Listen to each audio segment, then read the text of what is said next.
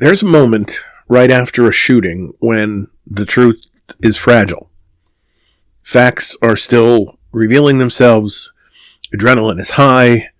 Videos are blurry. People are shouting. And the only responsible thing for anyone to do in that moment, particularly anyone in power, is to slow down, shut up, and let investigators do their jobs.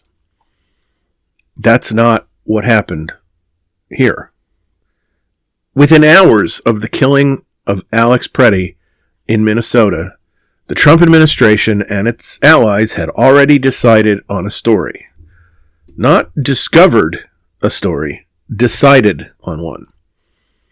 They knew who the villain was. They knew who the hero was. They knew which words could be used, which facts could be ignored, and which contradictions would be waved away like inconvenient smoke. And once again, the facts, the actual verifiable facts, were left bleeding on the pavement. This episode is about what happened to Alex Pretti. It's about what multiple videos show. It's about what the administration said before any investigation was completed. And it's about the extremely dangerous road this country has been shoved down when power decides that the truth is optional.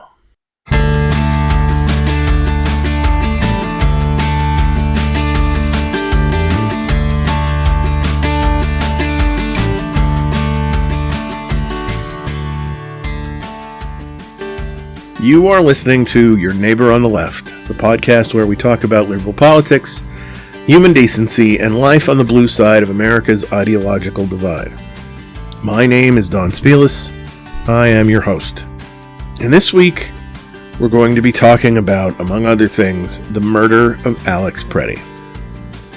Earlier in the month, when Renee Good was shot by ICE agents, I suppose most of us hoped somewhere deep inside that it would be an outlier, and that maybe it would finally force ICE agents and those in charge of them to tone down the whole Call of Duty approach to their work. But since we haven't yet made it out of January, and we have another dead citizen, dead from gunshots fired by an ICE agent, I suppose we were just deluded.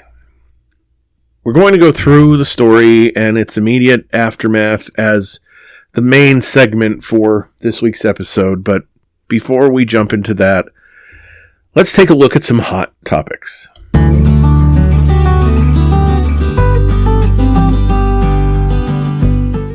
I suppose we can start with the bizarre, because there's plenty of that. It's unfortunately all too typical. This week, as a historic winter storm gripped much of the United States with heavy snow and blackouts, dangerously cold temperatures, President Trump took to Truth Social to declare that the extreme cold somehow means global warming must be fake. In his post, he wrote, quote, "Record cold wave expected to hit 40 states. Rarely seen anything like it before. Could the environmental insurrectionists please explain whatever happened to global warming?" End quote. So let's unpack that. First, and this is crucial, weather and climate are not the same thing. Weather is day-to-day conditions outside your window, cold days, warm days, storms, sunshine. Climate is the long-term trend in average conditions over years and decades. No reputable scientist has ever said, because it's cold somewhere right now, the planet isn't warming. In fact, scientists point out that even a warming world, cold snaps still happen, and can even be driven in part by climate change messing with atmospheric patterns like the polar vortex. Yet Trump treated a short-term winter blast, the kind that happens every few years, as proof that long-term global warming, the steady rise of average global temperatures over decades, isn't real. That's like saying your car doesn't use gas because it hasn't run out today. It's a fundamental misunderstanding of how climate works. And this is not a one-off either. Trump's narrative that cold weather disproves warming has been around for years. In 2019, for one example, he tweeted about record low temps and insisted that global warming was bullshit. I'm quoting him. Because it was cold that day. He also claimed that the whole idea of climate change was a hoax invented by China to harm U.S. competitiveness. And that misunderstanding isn't just about semantics. It has real policy consequences, obviously. This administration has been hostile to anything that even sounds like action on climate change. Agencies have downplayed terms like climate change, effectively discouraging scientists from using the phrase in their work. Meanwhile, federal efforts to promote clean energy or reduce greenhouse gas emissions have been rolled back or, ignored. Now let's talk about one of Trump's favorite targets as far as this subject is concerned, windmills. If you watch his rallies, his speeches, or his social media posts, it's almost comical how often wind turbines come up and how wildly inaccurate his claims about them are. For years, Trump has gone on record saying things like, "I never understood wind," or "I know windmills very much. I've studied it better than anybody I know." And that windmills are so terrible they emit tremendous fumes. Now, aside from the fact that none of those statements that I just quoted from you has even a shred of reality. Well, maybe the one where he says, "I never understood wind," but certainly not the other two. But his comments weren't offhand. They were long, oddly detailed rants in front of audiences where he claimed windmills were made mostly in China and Germany and that they pollute the air with fumes, despite being a renewable energy source that emits far less carbon than fossil fuels. And he also says that they kill birds and ruin beautiful landscapes. Again, this is the same guy who touts the importance of energy independence and American manufacturing, yet consistently attacks one of the key technologies helping the world reduce its reliance on fossil fuels. The science is clear that wind energy is one of the cleanest power sources available. The unfounded claims about fumes are just that, totally untethered from reality. And if windmills are a recurring theme in his speeches, his obsession with water pressure and the government regulation of it is another crazy side story that comes up all the time and reveals something deeper about this administration's approach to science and policy. In 2025, the Trump White House officially rescinded federal standards for water pressure and efficiency in faucets, shower heads, toilets, and other appliances, claiming that these rules made household devices less effective and more expensive. That move was rooted in Trump's repeated griping about showers that drip, drip, drip, and toilets that require multiple flushes, as if water pressure somehow correlates to how well a toilet flushes. If you understand anything about how a toilet works, you know that water pressure does not affect the force of a toilet's flush, and I can't even believe that I have to say this stuff when I'm talking about the President of the United States. For Trump, the issue isn't really about plumbing. It was about frustration at modern regulations and the stubborn belief that his personal experience, how a shower feels on his skin, should be a driver on federal policy. That fits a pattern, of course: anecdote over evidence, personal preference over expert research. Now, you put all these things together, the winter storm rants, the windmill mania, the battle over water pressure, you start to see two familiar themes in Trump's rhetoric. And when I say rhetoric, if you're paying any attention at all, you know that these things are mentioned often in speeches that have nothing to do with climate or regulations or anything like that. First, he seizes on whatever issue fits his narrative of they're wrong, I'm right, treating every cold day as a refutation of climate science, every renewable energy technology as a boogeyman, and every government efficiency regulation as attack on his personal liberty. Second, he shows an almost pathological resistance to admitting error. Time and time again, when confronted with scientific facts, long-term data, or expert consensus, his response is not to engage with evidence, it's to demand victory for his pre-existing opinion. He treats every soundbite as a win, even if it totally misrepresents reality. When was the last time, if ever, can you recall of Trump admitting that he was mistaken about something? Whether it was a staff person who he lauded as the greatest person in the world, only to fire them and call them a loser 6 months or a year later, or his insistence that math is wrong and drug prices can actually be reduced to 500%, 600%, on and on and on. He never admits when he's wrong. And this is just not harmless confusion. Policy decisions based on misunderstanding or disregard for scientific expertise have consequences. Environmental, economic, geopolitical. Rolling back clean energy initiatives, dismissing climate research, and mocking scientific institutions doesn't make climate change go away.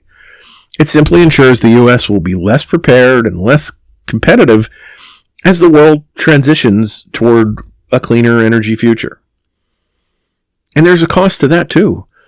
Higher disaster response bills, lost jobs in emerging industries, and greater vulnerability to the very weather extremes Trump dismisses as inconvenient.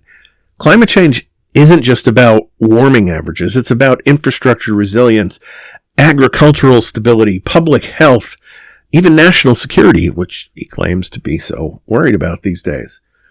Yet instead of offering a serious response to extreme weather events, whether they're freezing cold snaps or record heat waves, this administration simply chooses to turn them into yet another political talking point. Cold weather becomes proof of global warming's falsity. Sunny skies become proof climate change doesn't exist. And anything that contradicts his viewpoint is labeled as a hoax, or worse, an insurrection. They are environmental insurrectionists. That's not leadership. That's performance at best, delusion at worst. And as average folks trying to make sense of all this, it's important to recognize what science really tells us. Short-term weather swings do not overturn decades of global temperature data. I'm guessing most of you know that, but we'll reinforce it anyway. Scientists agree that the planet is warming overall and that human activity is the primary driver, and that we are already seeing the impacts in more intense storms, rising seas, and shifting weather patterns. So when you hear someone say that a cold wave disproves climate change, take a step back and ask, are they talking about weather? What's happening today? Or climate, the long-term trend supported by mountains of evidence? Because confusing the two isn't just sloppy thinking. In the hands of someone like Trump, it shapes policy that affects every single one of us.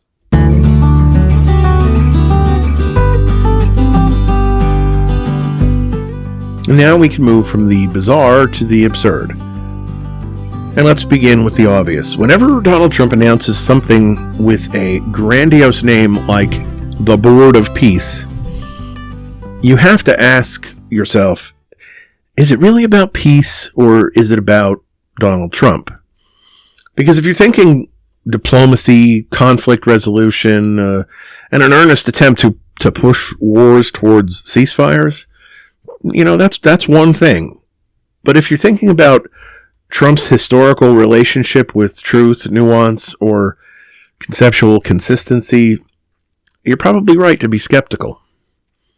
When Trump unveiled the Board of Peace in Davos earlier this month, he He framed it as a remarkable new institution that would help resolve conflicts around the world. Start with Gaza and, in his telling, perhaps even one day rival the United Nations itself. He described the world as richer, safer, and much more peaceful, thanks to this initiative, and introduced it with all the pomp and self-congratulatory flair you would expect from a man who once likened himself to the greatest president in history of whatever chart he was holding at the time. To the casual listener, that sounds like a great thing on its face. Who doesn't want more peace? Who wouldn't want a global effort to rebuild regions ravaged by war and put an end to senseless suffering? The problem, and it is a big problem, is that the substance here doesn't match the spectacle.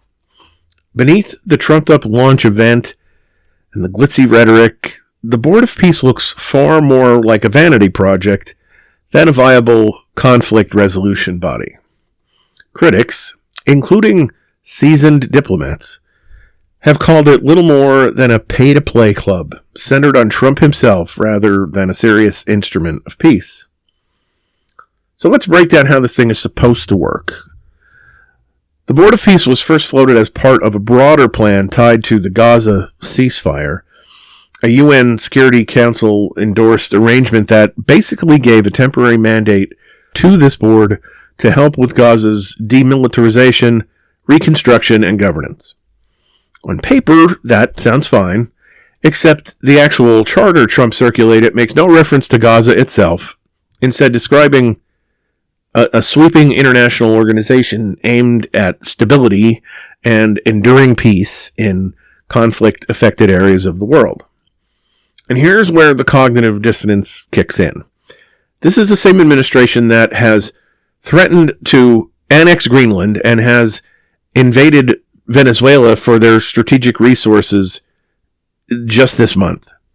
They've dinged long-standing international alliances and pursued foreign policy that's just about as diplomatically subtle as a freight train loaded with dynamite. Announcing a board of peace while boasting about potential annexations and military excursions is somewhere between hypocritical and moronic, depending on how charitable you want to be with your descriptors. But let's get into the money side, because this is where it goes from head-scratching to, what did I just hear? Permanent seats on the Board of Peace apparently come with a price tag, about $1 billion US. That's right. If a nation wants a permanent seat, it's being asked to pony up a cool billion. Think of it like a country club membership with global diplomatic implications. $1 billion buys you a seat on the board, potentially influence over how conflicts are handled, all with Trump himself as chairman for life. Now, focus on that one for a minute, because he's not just chairman while he's president of the United States. He pictures himself as chairman after he gets out of office, if he gets out of office, and if he's still around and kicking once he's out of office. But that's a whole nother topic. But so let's pause and ask, where does that $1 billion go? The $1 billion that a country must pay to get on this roster. Trump's announcements and the charter itself are nebulous, to be kind. The board's official documents talk about voluntary funding and general contributions, but there is no clear, detailed line item accounting explaining how billions of dollars would actually support peace operations, reconstruction, demilitarization, or civilian governance. It reads more like a political financing mechanism than a transparent international development fund. That's not how established peacekeeping bodies like the United Nations or NATO partnerships typically structure their finances. To date, there's been zero clarity on how much has been actually committed, where the money flows, and who is auditing it. Okay, so who has joined? According to the available reporting, and follow-ups from various outlets, around 19 countries were present at the charter signing, with dozens more invited and some expected to join in the coming months. Included in that initial list were some notable names: Azerbaijan, Paraguay, Hungary, and more recently, Cambodia announced its participation this week. But crucially, many of the world's most influential diplomatic players, France, the UK, Germany, Canada, either said no or were conspicuously absent. Official invitations were even withdrawn in at least one case after the invited leader criticized the broader U.S. approach. And this is where we get into some interesting associations. Belarus, yes, Belarus, recently signed on.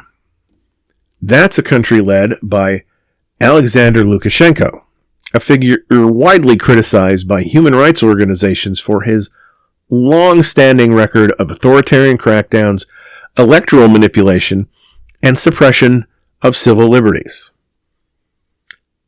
Not exactly who you'd picture on the global peacekeeping choir. And then there's two others often mentioned in connection with the board, but who did not attend the launch. That would be Vladimir Putin and Benjamin Netanyahu. The Russian president was reportedly invited and likely remains on some diplomatic list of participants, but he was absent from the ceremony. Netanyahu, too, did not show up for the charter signing. In both cases, there's a real-world context musicians might call a theme here. Both leaders have been the subjects of international law scrutiny and accusations related to war crimes or breaches of international law. Putin for Russia's actions in Ukraine and Netanyahu for policies and actions in Gaza and the West Bank have drawn intense condemnation.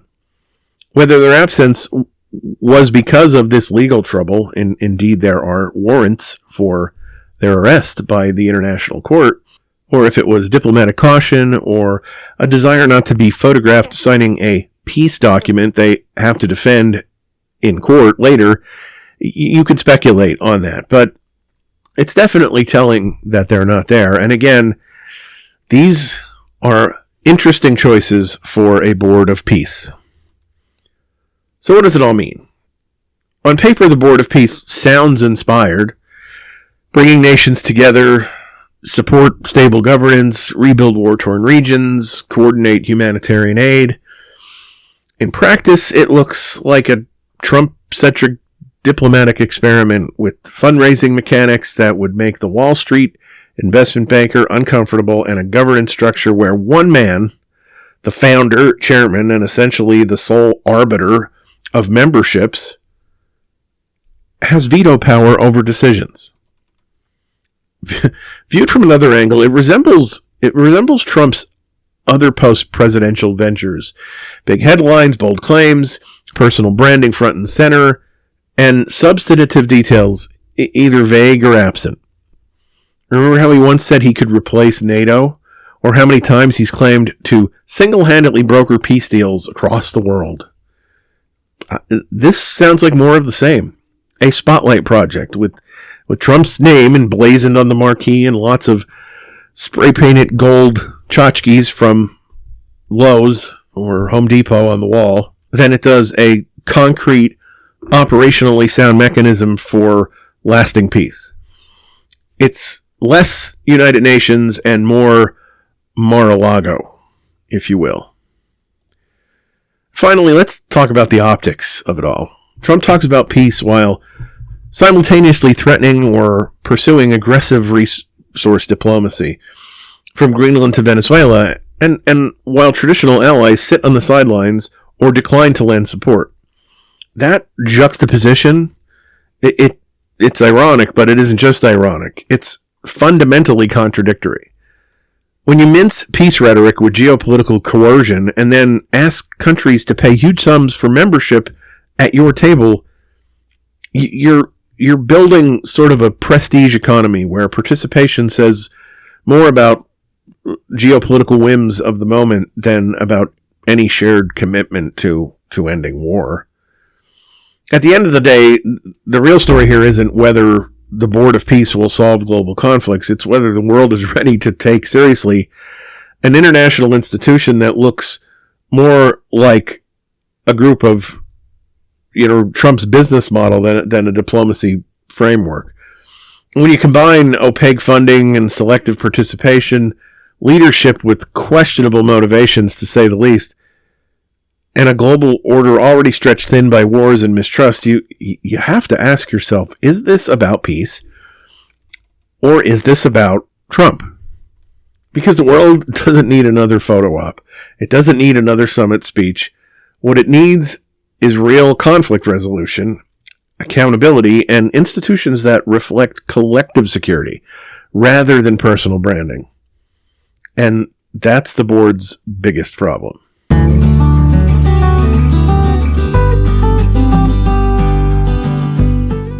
All right, so that's what nonsense Trump is up to on the international level, at least the most recent nonsense. Let's talk about some of the nonsense on the domestic level, or one piece of it anyway. This week, the Trump administration ordered a sweeping review of federal funding going to 14 Democratic-led states and Washington, D.C. Essentially, a deep dive audit of every grant, contract, loan, subsidy, whatever, that flows from nearly every federal agency into these jurisdictions. Now, the ostensible reason is to root out improper and fraudulent use of federal monies. But the obvious, unstated, glaring subtext here is that these states are run by Democrats, and the president has made no secret of his disdain for them. To be clear, it's one thing to investigate fraud where there is evidence of fraud.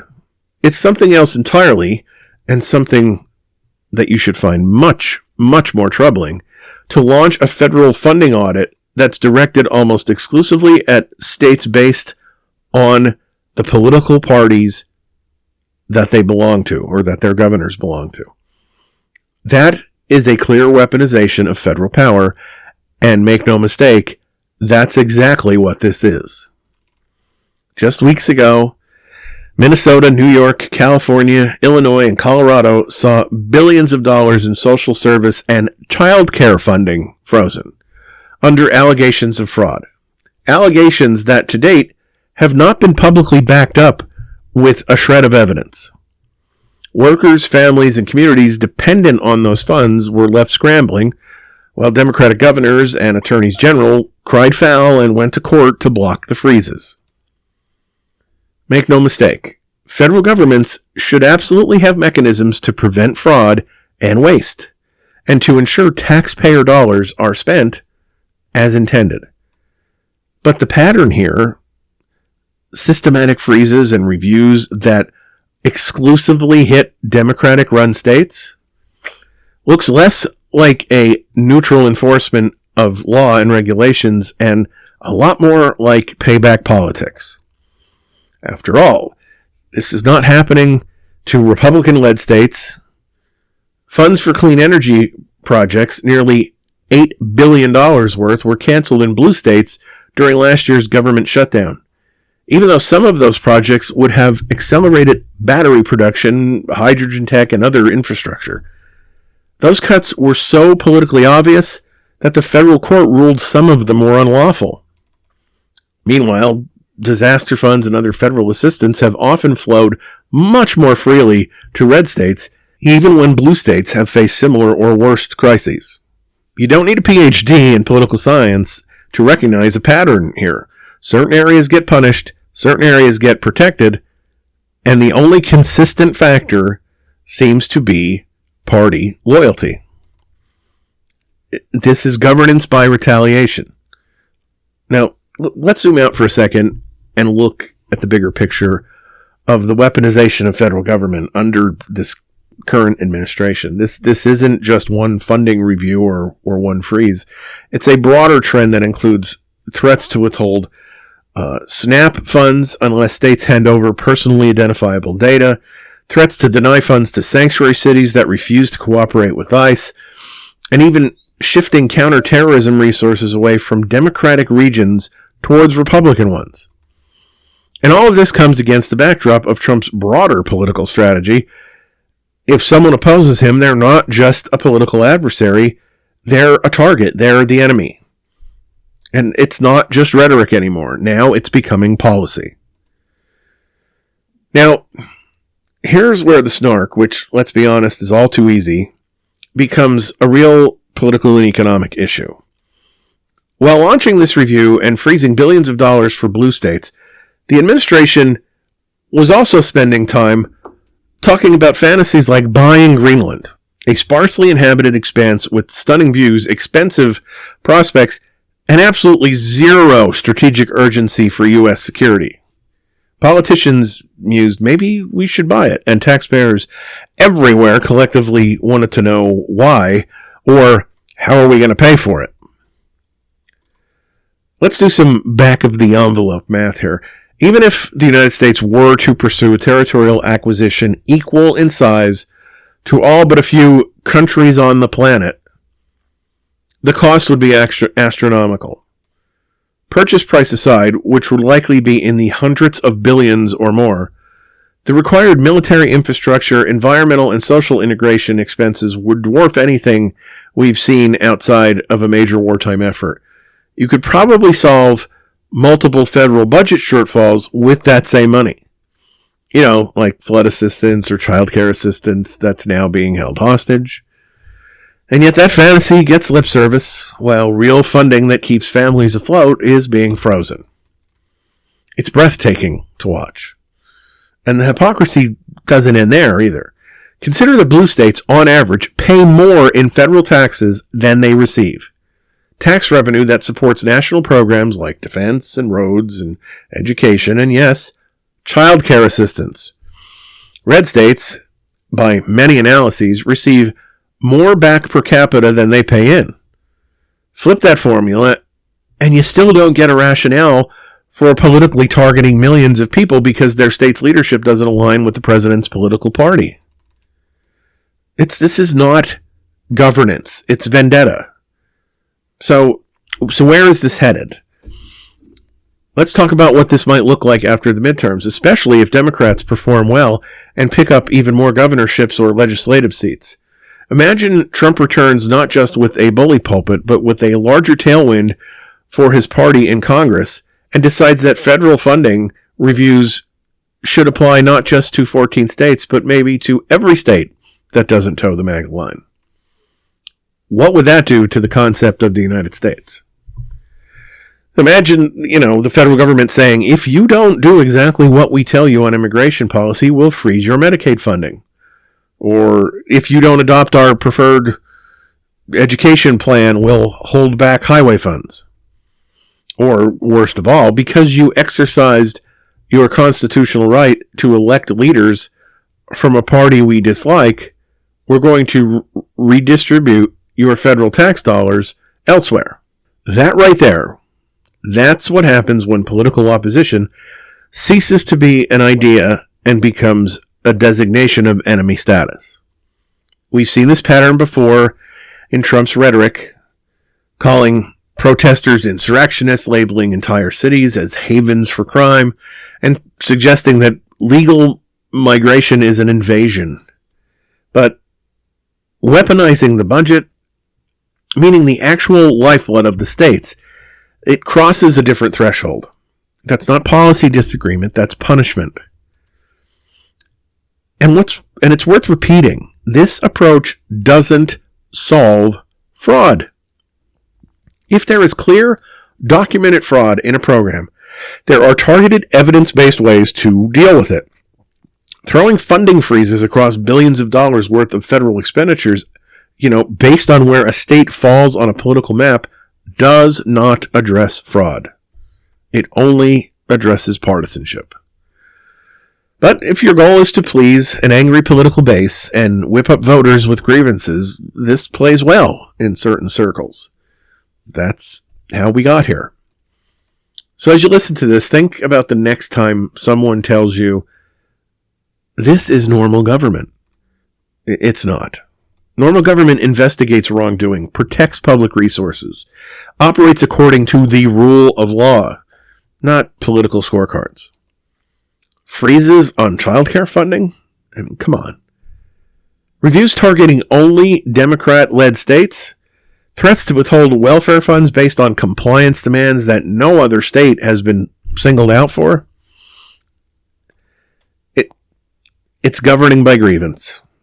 And if it continues after the midterms, it won't just be blue states feeling the impact. It will be all Americans watching the federal government twist itself into a partisan weapon, one budget line at a time.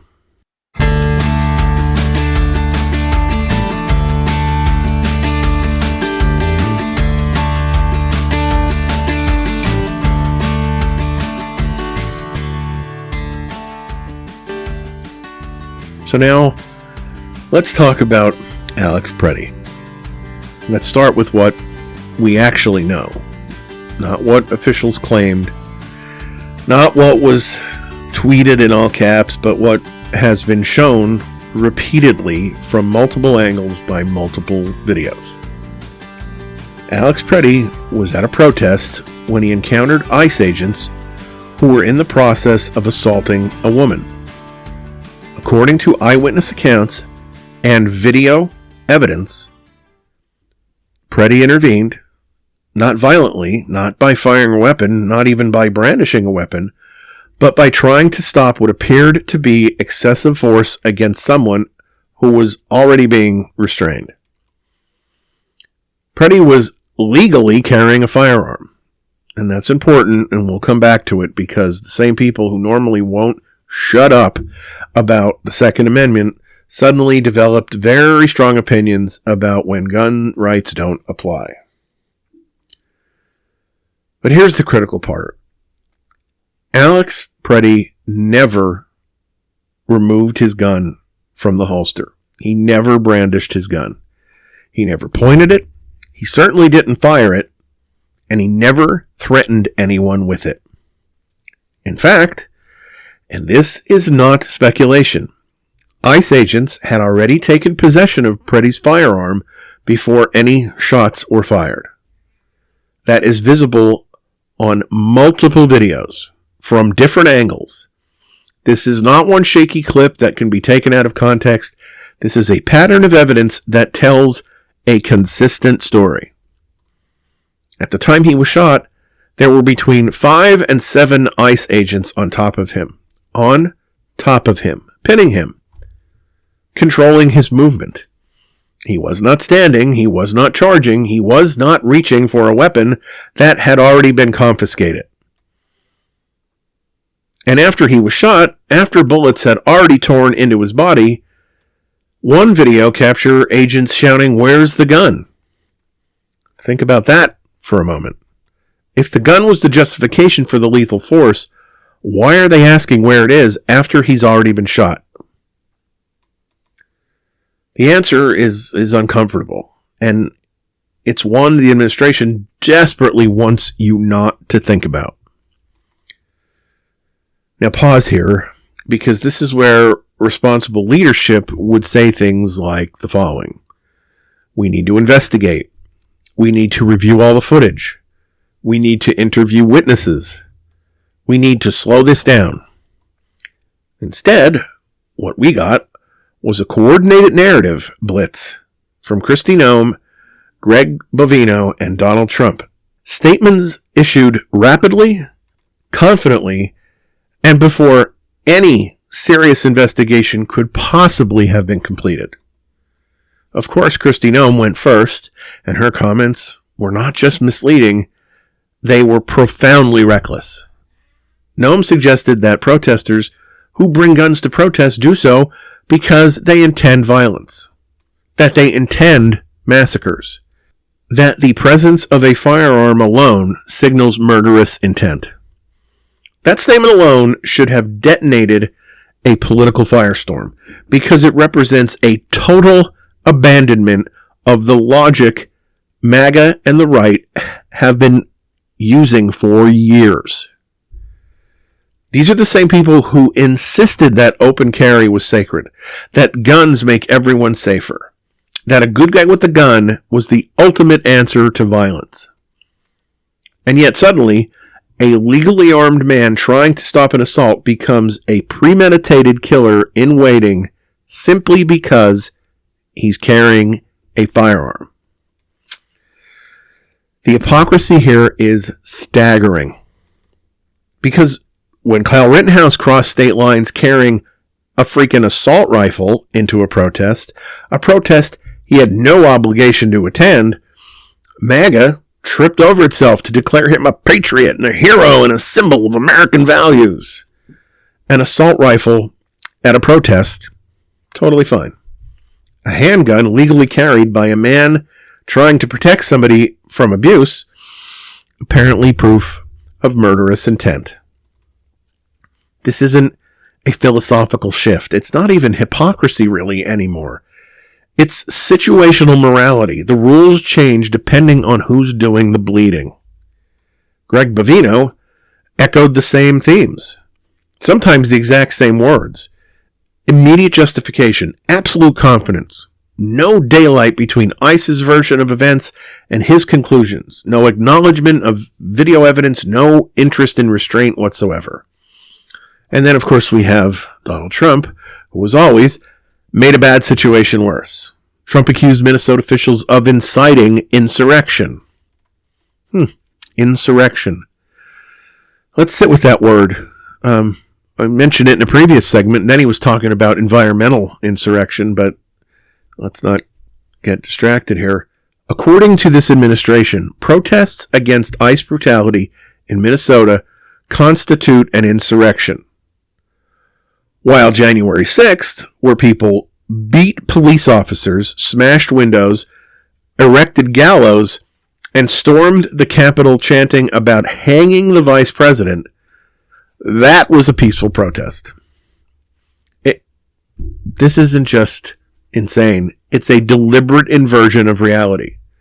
Let's be clear. Let's be crystal clear here. If the videos that are out there are the only evidence for the shooting of Alex Pretti, then reality is obvious. If there was some other evidence, actual evidence, that paints a different picture, that the administration is basing their opinions on, where is it?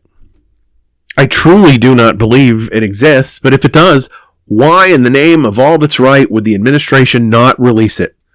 Or mention it, for that matter? Words matter. When the President of the United States labels dissent as insurrection, he's laying rhetorical groundwork for repression. He's telling federal agents, implicitly and explicitly, that they are not just law enforcement, but soldiers, that protesters are not citizens, but enemies. And when you combine that rhetoric with unconditional support for ICE agents, no matter what they do, you create an environment where accountability vanishes. That's the real danger here. Because this administration has made it clear, ICE is never wrong. And if ICE is never wrong, then any violence they commit is automatically justified. Evidence be damned. We've gotten to a point where anything an ICE agent doesn't like is considered aggression. Profanity, video recording, simply showing up as a protester. Constitution be damned. Rights be damned. And then this brings us to Pam Bondi's letter to Minnesota officials. This letter should have been front page news everywhere. Bondi explicitly stated in a letter that the administration would withdraw ICE when the state complied with a list of demands, including turning over voter rolls, abolishing sanctuary policies, and aligning state governments with federal political priorities. Not federal laws, mind you, but priorities. This was not about public safety. This was not really about undocumented immigrants. And clearly, it's not about the law. According to DHS's own data, Minnesota has far fewer undocumented immigrants than many other states. States like Florida and Texas, for instance, both red states, both politically aligned with the administration, both somehow spared from this type of ICE invasion. So why Minnesota? Because Minnesota is a blue state. Because Minnesota resists. Because Minnesota represents a challenge to unilateral federal power. Because their governor was Kamala Harris's running mate, and he is not shy about speaking truth. ICE isn't being used here as an immigration agency. It's being used as a political weapon. And when you weaponize law enforcement against political opposition, you are dumping on the rule of law. You're replacing it with loyalty tests. That's the through line of this entire story. Alex Pretti wasn't just killed. He was narrated away. His actions reframed, his humanity erased, or at least an attempt to erase it. His death turned into a talking point before his body was even cold. And that should terrify everybody. Left, right, center, whatever. Because if the government can decide the truth before the evidence is even reviewed, then the evidence doesn't matter. And if the evidence doesn't matter, neither do your rights. Which brings us to the last part. And frankly, the most frustrating one for me. Where are the Democrats? Because here's the thing. They're very good at emailing people like me. They are excellent at subject lines that say, this is urgent. They are phenomenal at asking for $5, $15, $25, or whatever you can afford. But when it comes to clapping back loudly, clearly, relentlessly, where are they? At least, where are most of them? Too many of them are missing in action. This administration does not respond to polite concern. It does not respond to strongly worded letters. It responds to pressure, public pressure, narrative pressure, political pressure. If Democrats in the House and the Senate are not willing to stand up and say plainly and loudly that what happened to Alex Pretti demands accountability, then they are failing their basic obligation. They're not doing the job that they are being paid to do. This isn't about fundraising. This is about leadership. It's about defending the idea that no one, not ICE, not DHS, not the president, is above the law. Because the alternative is a country where the government decides who deserves what rights and who deserves sympathy and who deserves to die, and then tells us all to shut up and accept it. That's pretty much exactly what happened in the case of Alex Pretti. Now, that isn't America across the board, not yet. But if we keep letting this stuff slide, it sure as hell will be.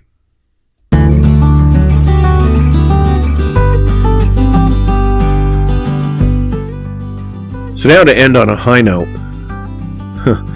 I gotta say, sometimes it's harder than others to come up with a high note for the end of a podcast episode, and this week was tough.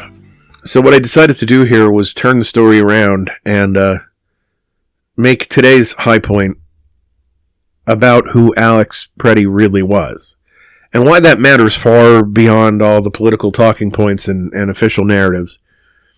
This is a story about humanity and compassion and service, and how one life, too short but meaningful, can reflect the values we say we want in our society. Alex Pretti was not a caricature. He was not a threat. He was a 37-year-old intensive care nurse who spent his days caring for people at one of the toughest posts you can have in healthcare, the ICU at the Minneapolis Veterans Affairs Medical Center. He worked with critically ill veterans, people who had served this country and often returned with wounds both seen and unseen, and he helped them at their most vulnerable moments. That commitment to healing and dignity was not a side gig. It was his profession, his calling, and something people who worked with him remember with deep affection and respect. His colleagues describe him as kind, compassionate, and genuinely funny. The kind of person who could lighten a room even when everything around him was heavy. A friend and a coworker said Alex wasn't just technically excellent. He was warm and supportive and quick with the joke, the kind of nurse people trusted with their most fragile loved ones. One moment from his life that has resurfaced online captures exactly the kind of human being he was. In December 2024, after a veteran patient passed away at the VA hospital, Alex stood at the foot of the flag-draped body and delivered a moving final salute to honor that veteran's life and service. In the video, he speaks of freedom and sacrifice and gratitude, and you can hear in his voice the humanity that defined him far more than any headline ever could. That's the man we're talking about today. His family, in their own words, said he was a kind-hearted soul who cared deeply for his family and friends, and also the American veterans whom he cared for as an ICU nurse at the Minneapolis VA hospital. They said simply he wanted to make a difference in this world. And he did. Every day he walked into that hospital. Every time he explained a difficult medical situation to a worried family member, every joke he cracked to ease a tense moment, that was his impact. Beyond his professional life, people who knew him also remember Alex as an outdoorsman who loved nature and adventure, and as someone who had deep ties to his home communities, Green Bay, Minneapolis, and beyond. He wasn't someone with a long history of conflict or trouble. In fact, official records and those who knew him say he had no criminal history beyond a couple of parking tickets, and he was a lawful gun owner with a permit. Facts cited by Minneapolis police in describing him after his death. He had participated in protests in Minneapolis and across the country not because he was seeking violence, but because he felt strongly about what was happening in his city with immigration enforcement. His father told reporters that Alex was, quote, very upset with what was happening in Minneapolis and throughout the United States, end quote, with immigration and customs enforcement, a sentiment shared by many who are concerned about how vulnerable communities are treated.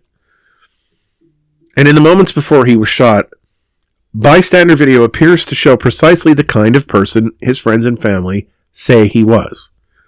Rather than retreat or escalate, Alex appears to be trying to help a woman who had been pushed and pepper sprayed by federal agents. In one clip that has circulated online, you can hear him saying, "Are you okay?" as he moves towards someone in harm's way. That's not what someone with harm in their heart does. That's what a caregiver does. The narrative pushed by federal authorities that Alex approached law enforcement with the weapon, it's been strongly disputed by his loved ones and by multiple bystander videos. His parents issued a powerful statement rejecting what they called sickening lies told about their son by the administration, noting that in videos he wasn't holding a gun when he was attacked, but a phone, and his other hand was empty as he tried to protect someone else. Please get the truth out about our son, they said. He was a good man. There's no contradiction between a man who believes in the Second Amendment and a man who also felt compelled to call out injustice. Alex was legally carrying a firearm. He was licensed to do so. And Minneapolis police confirmed he was a lawful gun owner. But he never reached for that gun in anger, in threat, or in aggression. He never reached for the gun at all. He was simply trying to help another person. This is the part of the story that people sometimes miss when they get lost in all the BS narratives. You don't have to check every box in someone's political, cultural identity to recognize their decency and their worth. You can respect people's rights and also call out excesses of force. You can believe in individual freedoms and also care deeply about human dignity. Alex embodied those complexities in a way that defies cheap slogans and political rhetoric. So this week, as we remember Alex Pretti, let's think about what his life reminds us. that service to others matters, that healing is a noble calling, that caring for veterans who devoted years of their lives to this country deserve more than platitudes, deserve actual investment, respect, and gratitude. And let's think about what his death should demand from all of us. Not just anger, not just outrage, not just viral clips and temporary headlines, but real change. Change in how federal agencies like ICE carry out their duties, with accountability, transparency, and de-escalation as a guiding principle, not afterthoughts. Change in how the country treats those who advocate for vulnerable people, instead of dismissing them or worse, villainizing them when their deaths don't fit a political narrative. Change in how we honor caregivers, whether they serve veterans or children or elders or anyone else in need, and ensure their voices aren't drowned out by those who seek to distract and distort. There are families grieving today who will never hear their loved one say, "Are you okay?" There are veterans in the VA hospital whose nurse, the one who saluted their fallen brother, is gone. That loss demands so much more than sympathy. It demands a reckoning. It demands that we look not just at policies, but at the human cost of the policies. And it demands that we refuse to let good people like Alex Pretti be reduced to cheap caricatures, half-truths, and political props. Let's honor him by insisting on truth, by insisting on accountability, by insisting that compassion, the very thing he lived, forms the center of how we treat one another. That's the change Alex deserved, and that's the change we owe to each other. I'd like to thank you for taking the time to download and listen to this week's episode of Your Neighbor on the Left. I have a quick new announcement. The podcast now has a website. www.neighborontheleft.com is now up and running. It contains contact links for those of you who want to reach out to the podcast to give feedback or critique or whatever. I'm working on putting blog versions of the episodes on. That's a bit time consuming, but it's a work in progress. It also has a web player function where you can listen to or download any episode of the podcast, including this one. So, if you don't mind, take a stop on by www.neighborontheleft.com. I'll be back on Friday with another installment of Back Porch Files. So until then, stay engaged, stay kind, and have the kind of week you would wish for others.